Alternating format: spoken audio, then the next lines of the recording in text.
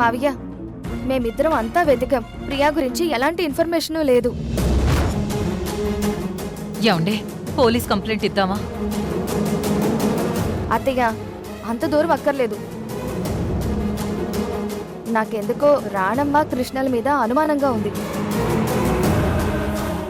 ప్రియా అక్కడికి వెళ్ళదని నువ్వే చెప్పావు కదా మాధవి. మన ప్రియా యాంగిల్లో ఆలోచిస్తే అదే కరెక్ట్. కానీ ఆ కృష్ణ యాంగిల్లో ఆలోచిస్తే డౌట్ వచ్చింది. అంటే ప్రియ రాణమ్మ దగ్గరికి వెళ్ళుంటుందా? ఎంతైనా కృష్ణ ప్రేమించినవాడు, ఆవిడేమో పెళ్లి చేస్తానని మాటిచ్చిన దేవత. మళ్ళీ ఏదో ఆశ పెట్టి ఉంటుంది. అయితే ఒకసారి కృష్ణకు ఫోన్ చేద్దాం. వద్దత్తయ్య, డైరెక్ట్ గా ఇంటికి వెళ్దాం. మాధవ్ చెప్పింది నిజమే. ఫోన్ చేస్తే ఇక్కడికి రాలేదంటారు. అది నిజమేనండి. విజయ్ వల్ల నిశ్చితార్థం ఆగిపోయింది అనుకున్నాను. కానీ ఇదంతా ఆలోచిస్తుంటే రాణమ్మ కృష్ణలు ఇద్దరూ కలిసి చెడగొట్టుంటారేమో అనిపిస్తుంది. అయితే పదండి, వెళ్ళి తాడో పేడో తెలుసుకుందాం. కళ్యాణి, ప్రియ ఫోన్ చేస్తుంది. అమ్మా ప్రియ, ఎక్కడున్నావమ్మా? ఫోన్ స్విచ్ ఆఫ్ చేసావేంటమ్మా? ఎంత టెన్షన్ పడుతున్నావు నీకు అర్థమవుతుందా? నాన్న, నేను అత్త దగ్గరకు వచ్చాను. నీకేమన్నా పిచ్చి పట్టిందా? ఆవిడ దగ్గరికి ఎందుకు వెళ్ళావు? నిన్ను మోసం చేసి నీ జీవితాన్ని నాశనం చేసిన ఆ మహాతల్లి ఇంటికి ఎందుకు వెళ్ళావు? నాన్న, ముందు నేను చెప్పేది వినండి. మీరు కంగారు పడతారని నేను ఫోన్ చేశాను. నిశ్చితార్థం ఆగిపోయిన తర్వాత నా మనసేం బాగోలేదు. అందుకే 2 రోజులు అత్తయ్య దగ్గర ఉందామని వచ్చాను. తల్లిదండ్రుల కంటే నీకు అత్తయ్య ఎక్కువైందా? ఆవిడ ఓదారుస్తా నీ మనసు చల్లబడుతుందా? అది కాదు నాన్న. నువ్వు ఇంకేం చెప్పొద్దు. 1 గంటలో నువ్వు ఇంట్లో ఉండాలి. నేను రాలేను నాన్న. దయచేసి నన్ను అర్థం చేసుకోండి. నువ్వు ఇంట్లో చెప్ప పెట్టకుండా వెళితే కాబోయాలుడు ఏమనుకుంటారు? ముందు ఫోన్ పెట్టేసి ఇంటికి రా. నేను ఒకసారి రానని చెప్పాక రాను, అంతే. నువ్విలా మాట్లాడితే ఆ అబ్బాయికి ఏమని సమాధానం చెప్పాలి? ఏదో ఒక అబద్ధం చెప్పి మేనేజ్ చేయడానికి మీ కోడలుంది కదా. ఏంటి ప్రియా, వెటకారమా? ఈ సంబంధం పోతే మీ అత్త ఇంట్లో ఉండి పని మనిషి ఉద్యోగం చేసుకోవాలి. నీతో మాట్లాడడం నాకు ఇష్టం లేదు. నేను 2 రోజుల తర్వాత వస్తాను, అంతే. నువ్వు రాకపోతే నేనేం చేస్తానో నీకు బాగా తెలుసు అనుకుంటా. నువ్వేం చేసుకుంటావో చేసుకో. ఇప్పుడే మీ అత్త ఇంటికొచ్చి కాళ్ళు చేతులు కట్టేసి తీసుకొస్తాను. అలాగైతే నేను ఇప్పుడే ఇక్కడి నుంచి వెళ్ళిపోతాను.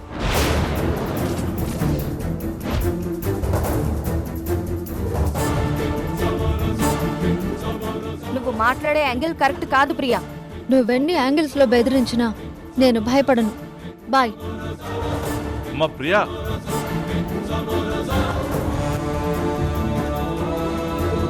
ఏంటత్తయ్య, ప్రియలో ఇంత ఫైర్ యాంగిల్ నేను ఎప్పుడూ చూడలేదు. నేనిప్పుడు ఇంటికి ఫోన్ చేసి చెప్పుండకపోతే వాళ్ళు ఖచ్చితంగా ఇక్కడికి వచ్చి గొడవ చేసి ఉండేవాళ్ళు. అప్పుడు నా లక్ష్యం పక్కదారి పట్టేది.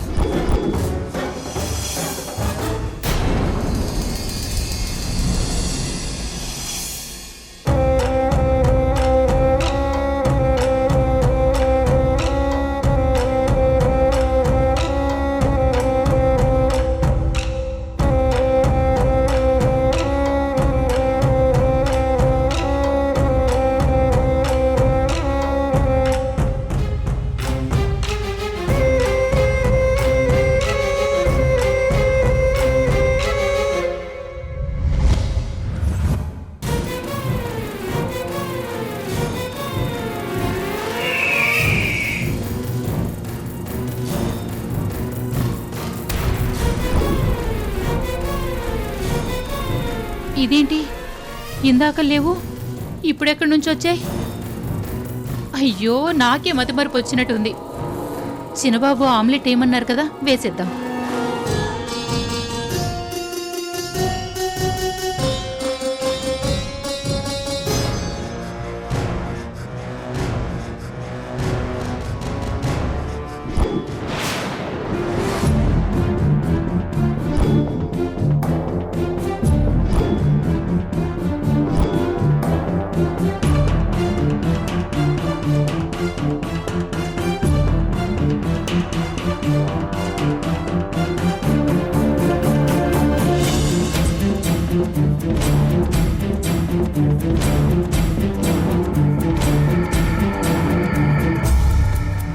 గుడ్డు లోపల పచ్చసొన్న లేదేంటి?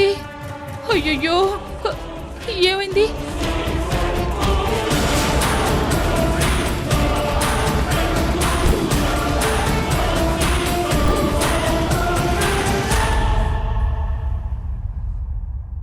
ఇందులో ఉన్న పాలేమయ్యాయి? అమ్మగారు, అమ్మగారు, అమ్మగారు! అయ్యో అయ్యో అమ్మగారు! ఏమైంది? ఏమైంది పంకజం? ఏమైందో అర్థం కావట్లేదమ్మా. ఏమైంది పంకజం? గుడ్డు లోపల పచ్చ సొనలేదమ్మా.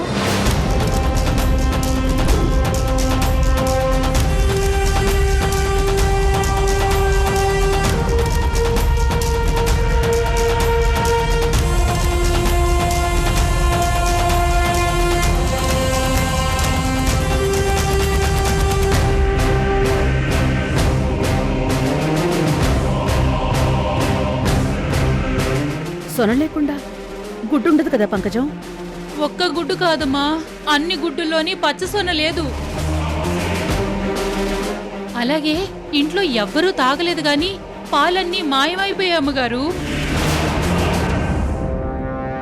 గిన్నె ఖాళీగా ఉంది.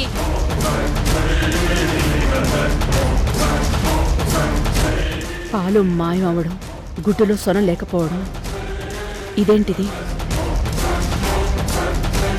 ఇంట్లో ఏదో జరుగుతోంది. స్వామీజీ చెప్పినట్టు తామస్ ఇంట్లోకొచ్చిందా? ఎవరి మూలంగా వచ్చుంటుంది? ఇంకొక విషయం, ఈ సర్పం చాలా తెలివైనది. తనకు నచ్చిన మనిషిలో ప్రవేశించి చంపడానికి కూడా ప్రయత్నం చేస్తుంది.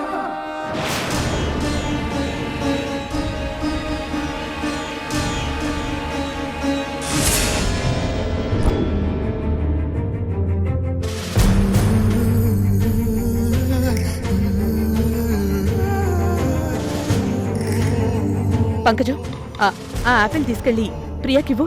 ఎందుకమ్మా? తీసుకెళ్ళివ్వు. అలాగేనమ్మా.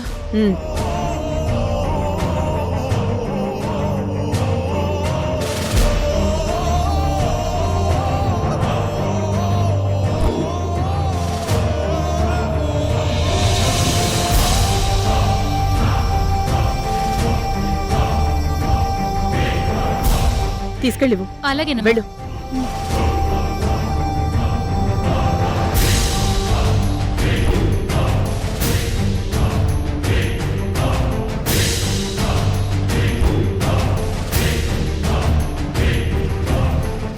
ప్రియమ్మా, యాపిల్ తీసుకోండి. నాకేమొద్దు. మీ అత్తయ్య ప్రేమతో పంపించింది, మీరు వద్దు అన్నారని చెప్తాలే. ఏయ్ ఆగు.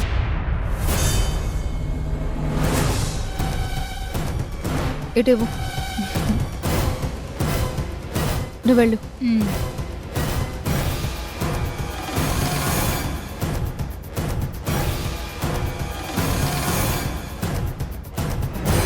పంకజం, నువ్వు వెళ్ళు. అలాగేనమ్మా.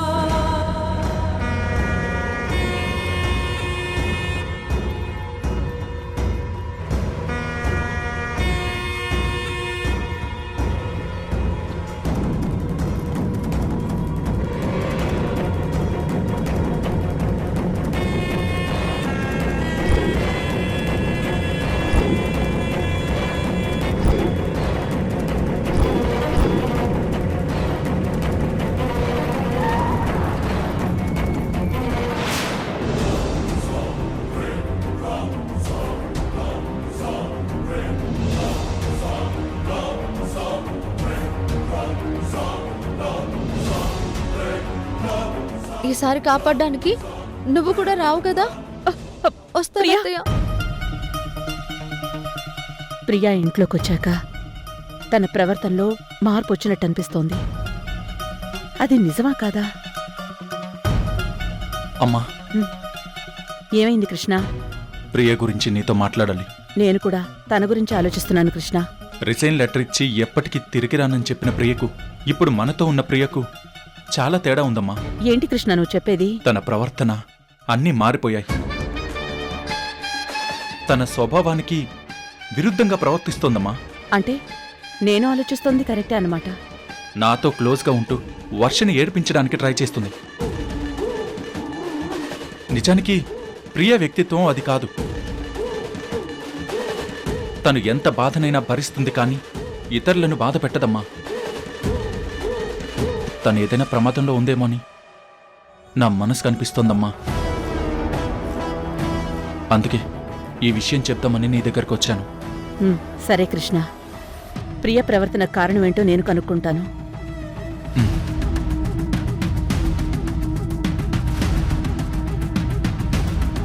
ఆకలి అంటూ గంటకోసారి తింటోంది. ప్రియలో ఏదో మిస్టరీక్ చేంజ్. నేను గెస్ట్ చేసినట్టుగాని కృష్ణ కూడా అదే అభిప్రాయం చెప్పాడు. అంటే ప్రియకి ఏదో జరిగింది. Something is wrong.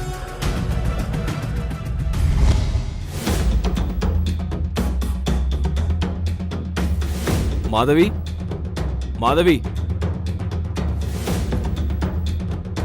నమస్కారం అండి. నమస్తే అండి. నమస్కారం అండి. ప్రియా ఎక్కడండి?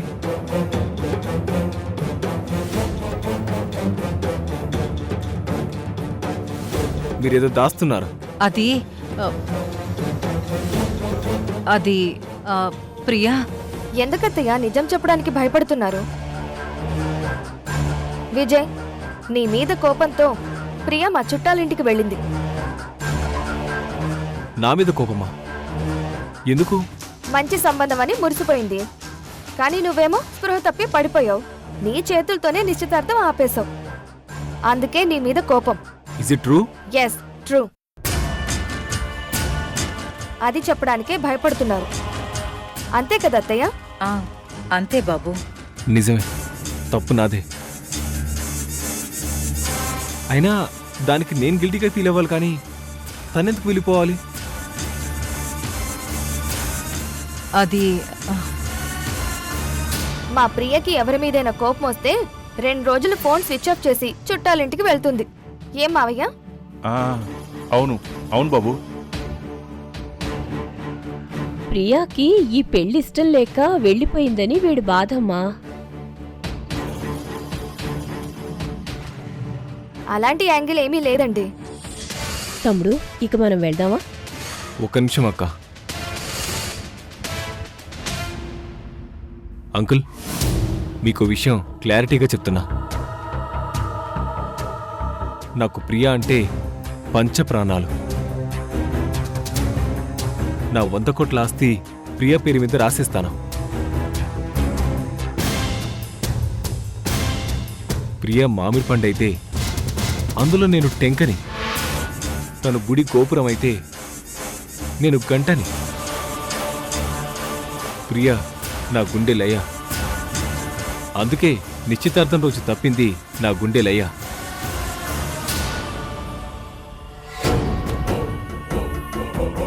తను పిట్టయితే నేను రెట్టను అనలేదు. నీ కవిత్వాన్ని కాకులెత్తుకెళ్ళా. ఇదే యాంగిల్ రా బాబు. మరోలా అనుకోకండి ప్లీజ్. సరే బాబు, అమ్మాయి రాగానే ఫోన్ చేస్తాను. వస్తామండి.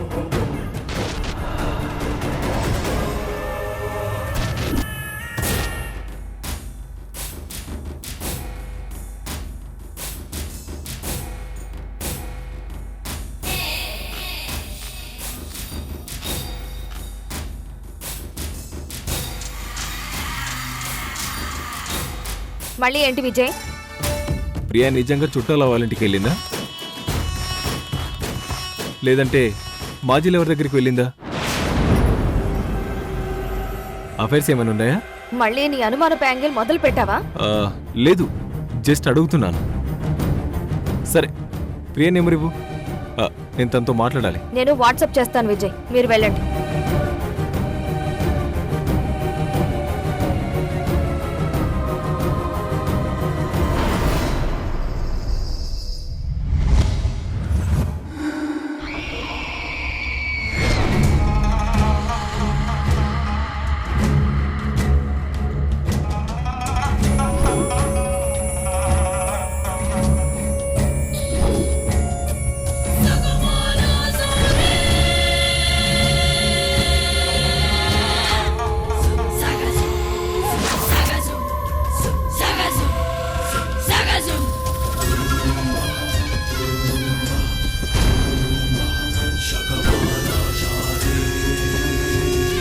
అమ్మాయి గారేంటి మేడ పైన చివరికి వెళ్ళారు?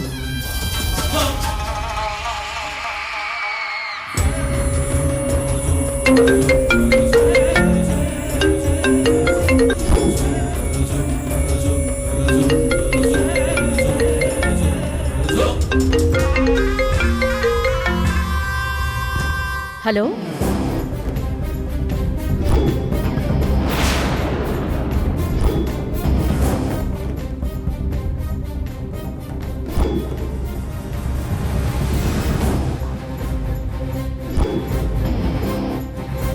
నేను ఇప్పుడే వస్తున్నాను.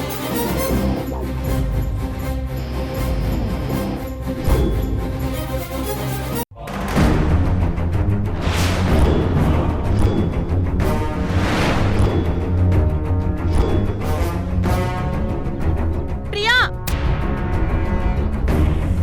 ఎందుకు అక్కడికి ఎక్కావు? కిందకి దిగు. ప్రియా, అక్కడేం చేస్తున్నావు? ప్రకృతిని అనుభవిస్తున్నాను. ప్రియా, అక్కడి నుంచి కాలు జారితే ప్రాణానికే ప్రమాదం. మెట్ల నుంచి కిందకి దిగు. ఇక్కడ నిలబడితే నాకు చాలా బాగా అనిపిస్తుంది, అందుకే ఇక్కడికొచ్చి నిలబడ్డాను. అమ్మా, అక్కడికి ఎక్కడానికి నిచ్చెన కావాలి. మన వాచ్మెన్ ఏదో పని మీద నిచ్చెన తీసుకెళ్లాడు. అలాంటప్పుడు నిచ్చెన లేకుండా ప్రియమ్మ ఎలా ఎక్కారు?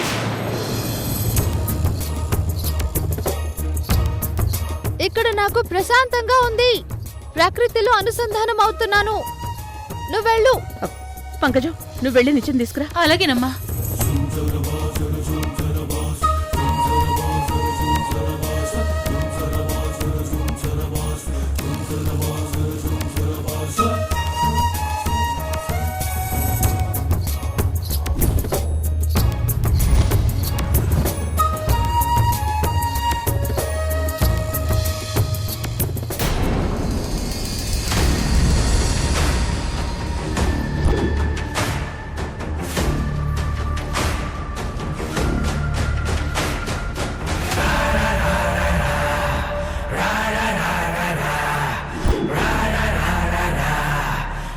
అక్కడి నుంచి ఎలా దిగా?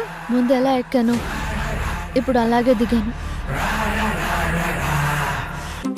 ప్రకృతిని బాగా ఆస్వాదించాను. నా మనసులో ఉన్న బాధ త్వరలో వెళ్ళిపోతుంది. బాధంటే? చెప్పుకోలేని బాధ. ఏ బాధతో ఈ ఇంటికొచ్చానో ఆ బాధ, అది తీరిపోతుంది అంటున్నాను. తీర్చుకునే వెళ్తాను.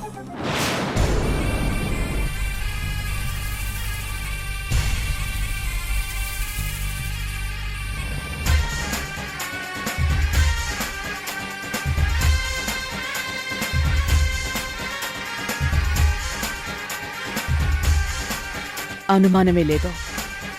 తామసే ప్రియా, ప్రియానే తామస.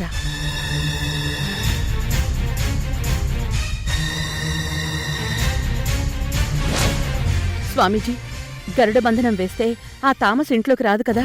మీ ఇంట్లో వాళ్ళని గాని బయట వాళ్ళని కాని ఆవాహన చేసి లోపలికొచ్చే ప్రయత్నం చేస్తోంది రాణమ్మ. అలాంటప్పుడు ఆ తామసి ఎవరిలో ఉందో ఎలా కనుక్కోవాలి స్వామి? దానికొక దారుంది రాణమ్మ.